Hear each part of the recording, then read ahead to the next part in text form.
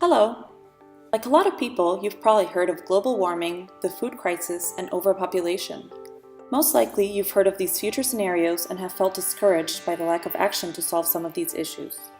Most people know about the effect that electricity generation and transportation have on the environment, but few people know that agriculture and forestry combined accounts for 31% of these emissions, more than any other sector. That all sounds very interesting, but how does it relate to you? Well, let's start by telling me where you live. Nice. So this is the number of people that live in this area. And this is their favorite meal.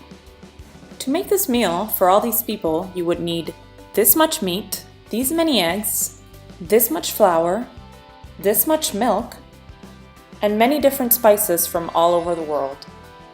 But the area only has limited space for farming and agriculture. This means the rest must come from somewhere else. This other place must have about this much usable soil in order to produce the amount of products needed. That's about the size of these many football fields. They need to make the area usable before they can meet the consumer demand. This produces about 35% of agriculture emissions. As soon as they have all the space to grow and produce these ingredients, they need to fertilize and cultivate the different crops and livestock. This produces another 48% of the emissions. Finally, all these products need to be packaged and shipped, which accounts for 10% of the CO2 emissions.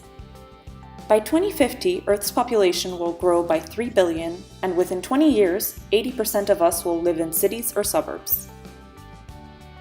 How can we continue to produce food for these many people and reduce the damage agriculture is causing to the environment? There are many methods that provide opportunities to grow food in unused spaces within cities that require no soil, minimum transportation, and less wastage. In fact, you can use most of these systems to grow food in your own home. Interested? Here's how you can do it yourself.